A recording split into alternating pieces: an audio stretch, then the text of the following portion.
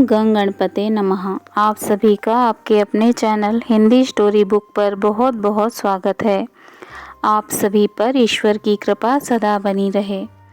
आज इस वीडियो में हम आपको बताएंगे साल 2024 में आषाढ़ मास की योगिनी एकादशी का व्रत कब रखा जाएगा, पूजा व पारण का शुभ मुहूर्त, पूजा विधि और इस व्रत के कुछ खास नियमों के बारे में बताएंगे।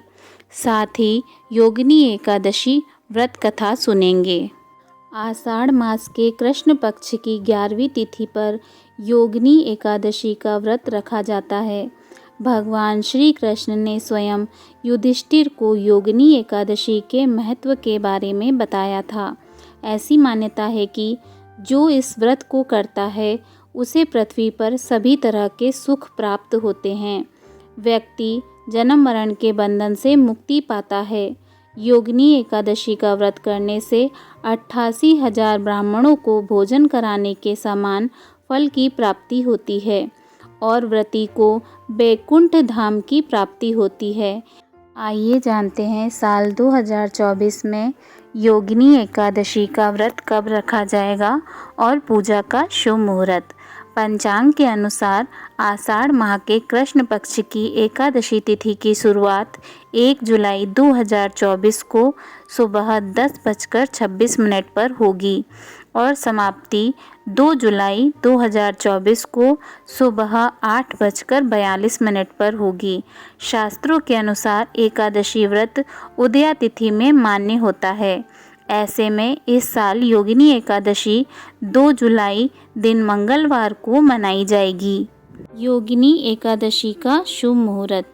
योगिनी एकादशी के दिन भगवान श्री हरि की पूजा सुबह की जाती है। इसके लिए सुबह 8:56 से दोपहर 2:10 तक शुभ मुहूर्त है। वहीं योगिनी एकादशी का व्रत का पारण 3 जुलाई 2024 को सुबह 5:28 से सुबह 7:10 पर किया जाएगा। योगिनी एकादशी व्रत क्यों किया जाता है? पद्म पुराण के मुताबिक इस दिन व्रत या उपवास करने से हर तरह के पाप नष्ट हो जाते हैं। साथ ही कई यज्ञों को करने का फल भी मिलता है। इस एकादशी पर श्री लक्ष्मी नारायण का पवित्र भाव से पूजन करना चाहिए। भूखे को अन्न तथा प्यासे को जल पिलाना चाहिए। एकादशी पर रात्रि जागरण का बड़ा महत्व है। इससे संपत्ति, सुख, ऐश्वर्य मिलता है। योगिनी एकादशी पूजा विधि। एकादशी की सुबह स्नान के बाद हाथ में जल, चावल और फूल लेकर व्रत का संकल्प लें। शुभ मुहूर्त में भगवान श्री हरि विष्णु जी की मूर्ति या चित्र स्थापित करें। अब प्रतिमा के सामने शुद्ध घी का दीपक जलाएं और भगवान श्री हरि विष्णु को तिलक कर पीले पुष्प अर्पित करें। इसके बाद अन्य सभी सामग्री अर्पित करें और भोग लगाएं। भोग में तुलसी के पत्ते जरूर डालें। फिर योगिनी एकादशी व्रत कथा पढ़ें अथवा सुनें। अंत में भगवान श्री हरि विष्णु जी की आरती करें, माता लक्ष्मी जी की आरती करें। अगले दिन द्वादशी तिथि पर ब्राह्मणों को भोजन करवाने के बाद व्रत का पारण करें। योगिनी एकादशी के नियम। शास्त्रों के अनुसार योगिनी एकादशी के दिन स्नान के बाद सूर्य देव को जल अर्पित करें। भगवान श्री हरि विष्णु को पीले फूल, पंचामृत और तुलसी दल अर्पित करना चाहिए। किसी ज़रूरतमंद व्यक्ति को जल, अनाज, कपड़े, जूते और छाता का दान देना बहुत ही शुभ माना जाता है। इस दिन तुलसी के पत्र नहीं तोड़ने चाहिए। इस दिन चावल का सेवन भी नहीं करना चाहिए। इस दिन बाल, नाखून आदि नहीं कटवाने चाहिए। इस दिन तामसिक भोजन भी ग्रहण नहीं करना चाहिए। योगिनी एकादशी व्रत कथा। महाभारत काल की बात है कि एक बार धर्मराज युधिष्ठिर ने भगवान श्री कृष्ण से कहा, हे त्रिलोकीनाथ, मैंने ज्येष्ठ माह के शुक्ल पक्ष की निर्जला एकादशी की कथा सुनी। अब आप कृपा करके आषाढ़ माह के कृष्ण पक्ष की एकादशी की कथा सुनाइए। इस एकादशी का नाम तथा महात्म्य क्या है, सो अब आप मुझे विस्तार पूर्वक बताइए। भगवान श्री कृष्ण ने कहा, हे पांडुपुत्र, आषाढ़ माह के कृष्ण पक्ष की एकादशी का नाम योगिनी एकादशी है। इस व्रत से सभी पाप नष्ट हो जाते हैं। यह व्रत इस लोक में भोग तथा परलोक में मुक्ति देने वाला है। हे धर्मराज, यह एकादशी तीनों लोकों में प्रसिद्ध है। इसके व्रत से सभी पाप नष्ट हो जाते हैं। तुम्हें मैं पुराण में कही हुई कथा सुनाता हूँ, ध्यान पूर्वक श्रवण करो। कुबेर नाम का एक राजा अलकापुरी नाम की नगरी में राज्य करता था। वह शिव भक्त था। उनका हेममाली नाम का एक यक्ष सेवक था जो पूजा के लिए फूल लाया करता था। हेममाली की विशालाक्षी नाम की अति सुंदर स्त्री थी। एक दिन वह मानसरोवर से पुष्प लेकर आया, किंतु कामासक्त होने के कारण पुष्पों को रखकर अपनी स्त्री के साथ रमण करने लगा। इस भोग विलास में दोपहर हो गई। हेममाली की राह देखते देखते जब राजा कुबेर को दोपहर हो गई तो उसने क्रोधपूर्वक अपने सेवकों को आज्ञा दी कि तुम लोग जाकर पता लगाओ कि हेममाली अभी तक पुष्प लेकर क्यों नहीं आया। जब सेवकों ने उसका पता लगा लिया तो राजा के पास जाकर बताया, हे राजन, वह हेममाली अपनी स्त्री के साथ रमण कर रहा है। इस बात को सुनकर राजा कुबेर ने हेममाली को बुलाने की आज्ञा दी। डर से कांपता हुआ हेममाली राजा के सामने उपस्थित हुआ। उसे देखकर कुबेर को अत्यंत क्रोध आया और उसके ओंठ फड़फड़ाने लगे। राजा ने कहा, अरे अधम, तूने मेरे परम पूजनीय देवों के भी देव भगवान शिव जी का अपमान किया है। मैं तुझे श्राप देता हूँ कि तू स्त्री के वियोग में तड़पे और मृत्युलोक में जाकर कोढ़ी का जीवन व्यतीत करे। कुबेर के श्राप से वह तत्क्षण स्वर्ग से पृथ्वी पर आ गिरा और कोढ़ी हो गया। उसकी स्त्री भी उससे बिछड़ गई। मृत्युलोक में आकर उसने अनेक कष्ट भोगे, किंतु भगवान शिव जी की कृपा से उसकी बुद्धि मलिन न हुई और उसे पूर्व जन्म की भी सुध रही। अनेक कष्टों को भोगता हुआ तथा अपने पूर्व जन्म के कुकर्मों को याद करता हुआ वह हिमालय पर्वत की तरफ चल पड़ा। चलते चलते वह मार्कंडेय ऋषि के आश्रम में जा पहुंचा। वह ऋषि अत्यंत वृद्ध तपस्वी थे। वह दूसरे ब्रह्मा के समान प्रतीत हो रहे थे और उनका वह आश्रम ब्रह्मा की सभा के समान शोभा दे रहा था। ऋषि को देखकर हेममाली वहां गया और उन्हें प्रणाम करके उनके चरणों में गिर पड़ा। हेममाली को देखकर मार्कंडेय ऋषि ने कहा, तूने कौन से निकृष्ट कर्म किए हैं जिससे तू कोढ़ी हुआ और भयानक कष्ट भोग रहा है। महर्षि की बात सुनकर हेममाली बोला, हे मुनि श्रेष्ठ, मैं राजा कुबेर का अनुचर था। मेरा नाम हेममाली है।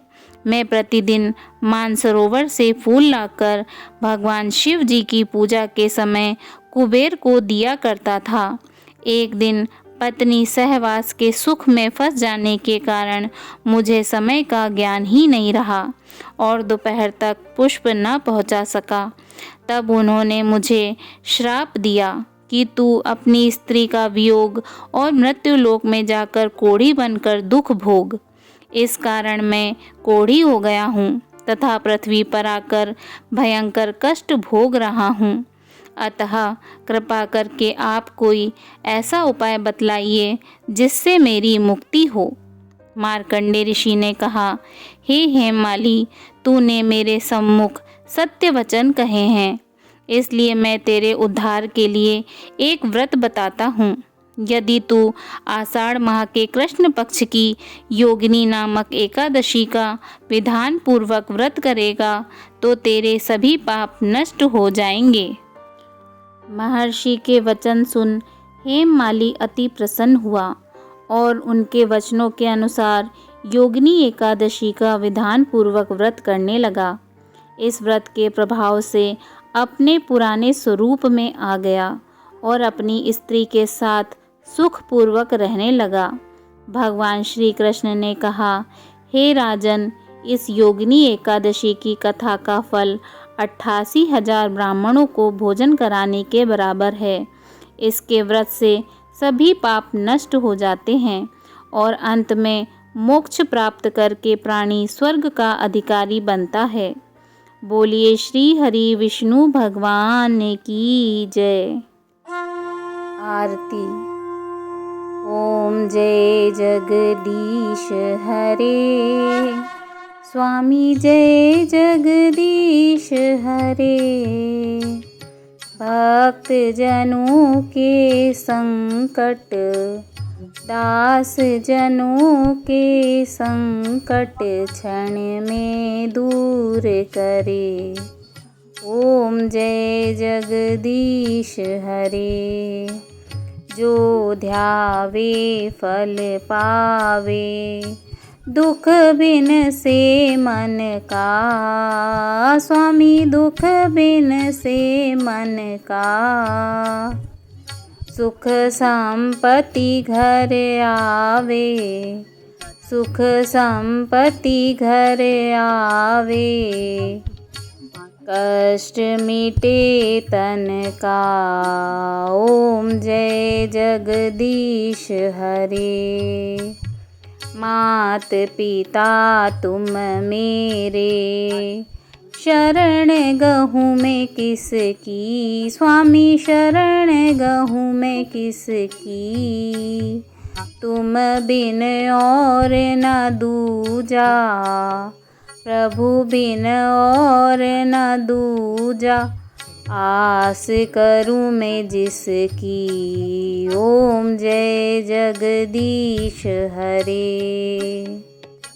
तुम पूर्ण परमात्मा, तुम अंतर्यामी।